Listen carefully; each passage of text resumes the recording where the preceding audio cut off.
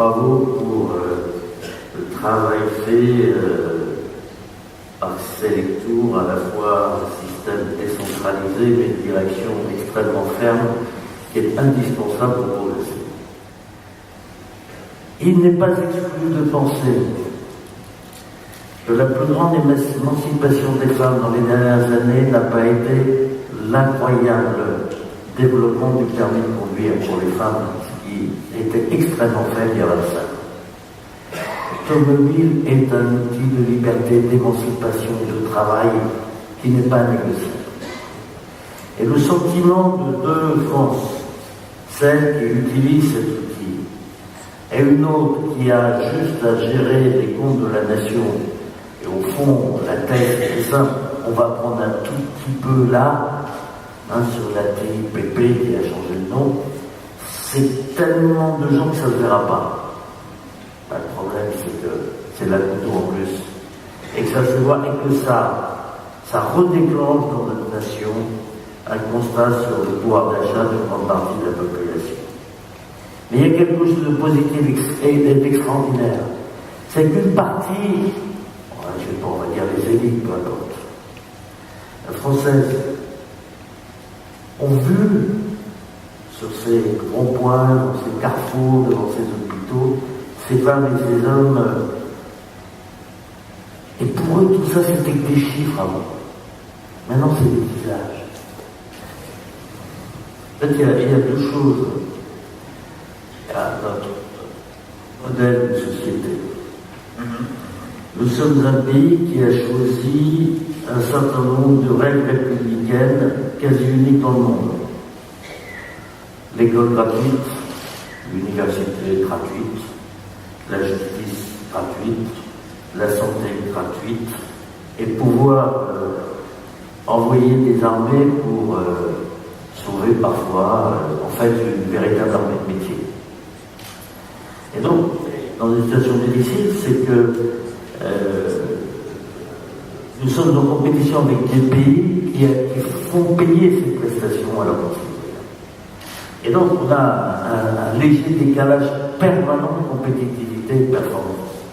Donc, évidemment, des charges, vous connaissez tout ça mieux que nous. Alors, est-ce qu'il faut poser le problème du modèle, ou est-ce qu'il faut être extrêmement malin et trouver des solutions autrement? Poser sur des modèles me paraît difficile. Mais si je devais regarder les problèmes de fond, c'est quoi? Un, nous avons 20 à 25% de la jeunesse qui n'est pas dans le train. C'est la réalité.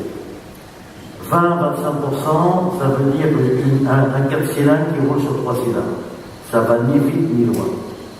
Pour moi, la priorité absolue, c'est la qualification. C'est les ressources humaines du pays. Je ne vais pas rentrer sur le détail, on avait fait un code de cohésion sociale à l'époque, et avait parfaitement fonctionné. Donc, il y a un nouveau modèle économique et social, et l'idée d'opposer social et économique est une absurdité. Au fond, si je devais résumer, vous avez deux théories. Un système français qui est le système des élites, des grands corps, des grandes écoles. Et la théorie du ruissellement. Ce système dispose pour les autres. Il est composé de gens brillants, extrêmement brillants individuellement, mais en termes de groupe organisé, il a sa propre vision de pays. Le deuxième modèle, c'est une gestion globale des ressources humaines d'un pays. Alors je peux détailler, si vous voulez, ces concepts-là, mais je crois que c'est incontournable. Ce rappel à l'ordre, j'espère qu'il ne va pas être dramatique. Mais au fond, il serait arrivé à un autre moment. Moi, je l'ai ressenti. Vous voyez, cette espèce de système où l'inspection des finances, le Conseil d'État, composé de gens brillants, et qui, ensemble, ne sont pas fertilisés, ne peuvent pas vivre contre eux. C'est pas possible, ça. Le système n'est plus fertilisé, et c'est à ce titre-là, bien composé de gens de grande qualité, il n'est pas très efficace. Mais moi, j'ai passé 30 ans, j'ai toujours été considéré par ce système-là comme un espèce de, au fond, bâtard, en réalité. C'est un système très policier, très organisé, c'est une société de connivence. C'est fou comme autant de gens individuellement bien formés peuvent être en groupe aussi peu efficace. Non, c'est une caractéristique. Je ne crois pas une société où les vieux dirigent, où les jeunes dirigent. Ça n'existe pas. Toute société, c'est un groupe fertile de cultures différentes, de générations différentes, d'expériences différentes. Ça, aucune organisation ne pourrait vivre qu'avec une strate culturelle homogène en âge, en culture et en formation. Donc on est au bout de ça. Au président de voir comment il refertilise le système. Moi, je n'ai pas à lui donner de conseils, mais peut-être que cette crise est sanitaire, peut-être qu'elle nous plonge dans d'autres choses. Aujourd'hui, Car le siècle, c'est le déplacement sur la ville, la démographie et l'allongement de la durée de vie, et où est-ce que ça s'applique dans le continent africain, qui au moment, en gros, des indépendances, c'était 250 millions d'habitants, aujourd'hui 1,2 milliard, dans 30 ans 2,5 milliards.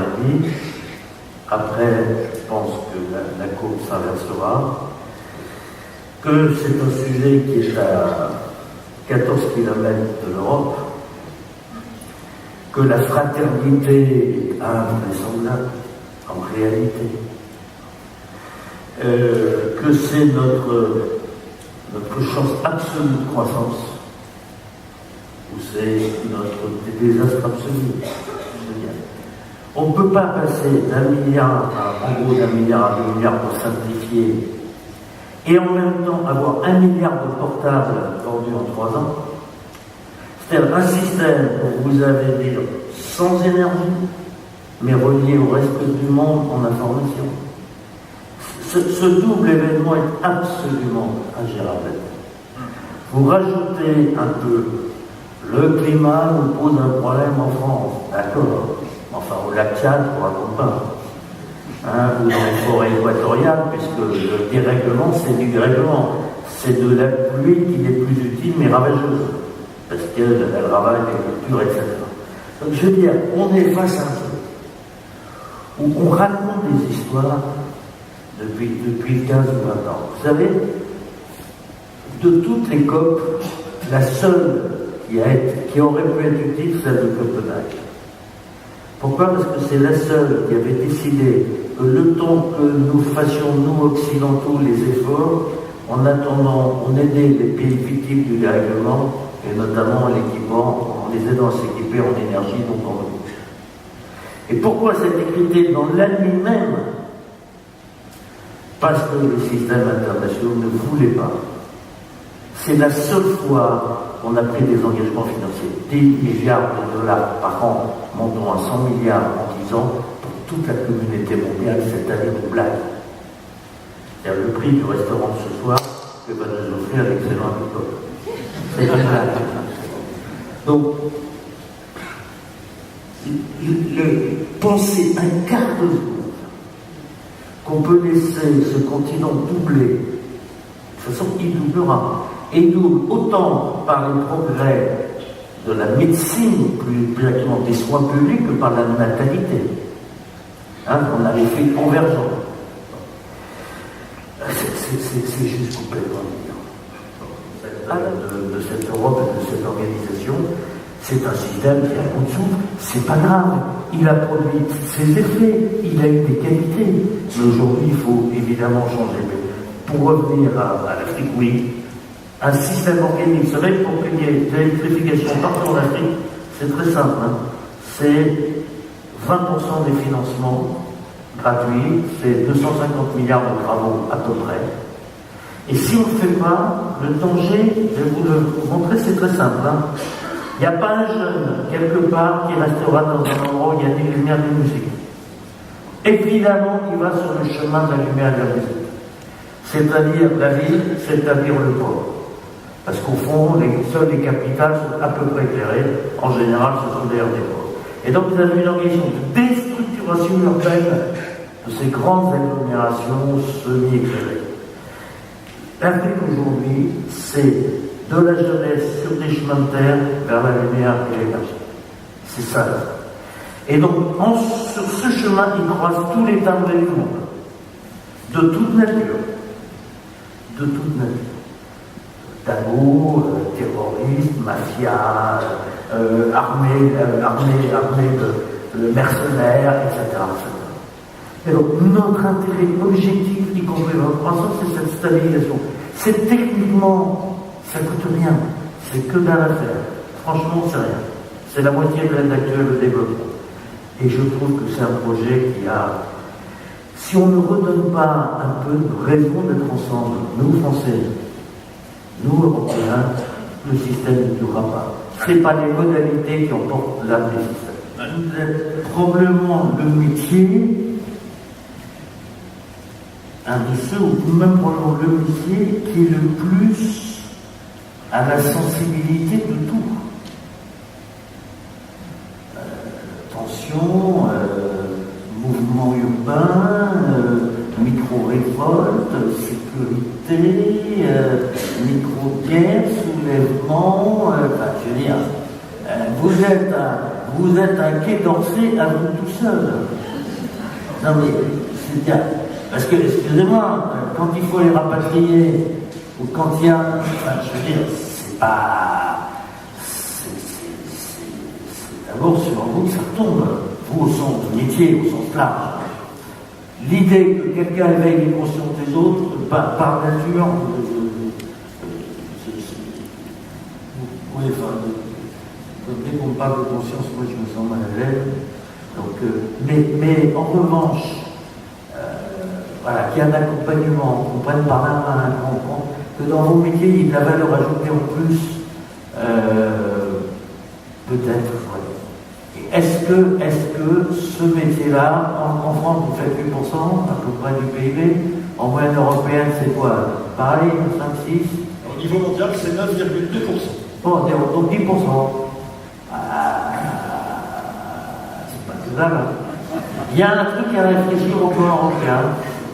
Non, mais je sais pas sous quelle forme, hein, les trucs, mais qu'une activité de gens représentant 10% du PIB européen, qui est quelque chose en plus, à la fois parce que pour une migration, enfin, une migration de voyage, pas rien. Il y a probablement, en tout cas, c'est probablement un des enjeux européens que les peuples peuvent souhaiter. Moi, la seule qui m'intéresse, c'est ce que veulent les peuples en amélioration.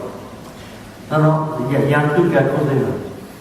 Je vais sûrement dire une ânerie, mais ce que je crois, c'est que votre métier, c'est l'échelle. C'est pas un métier, c'est pas un point.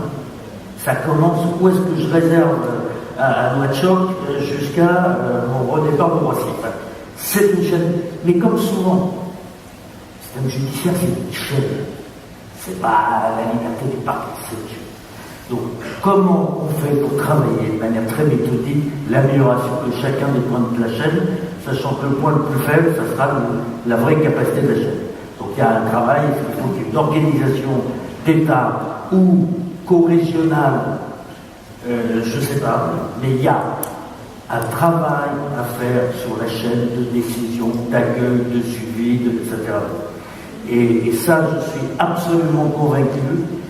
Je pense qu'en termes de puissance symbolique, Laurent Fabius avait plutôt fait le job, de puissance, de capacité, pas sur le travail de la chaîne, mais en représentativité, en représentation, en dynamisation, etc. C'était plutôt plus intelligent de le mettre là que de le mettre ailleurs, si je réponds à moitié à votre question. Mais un travail de la chaîne, est-ce qu'il faut un porteur symbolique ou pas? Ça mérite d'être regardé.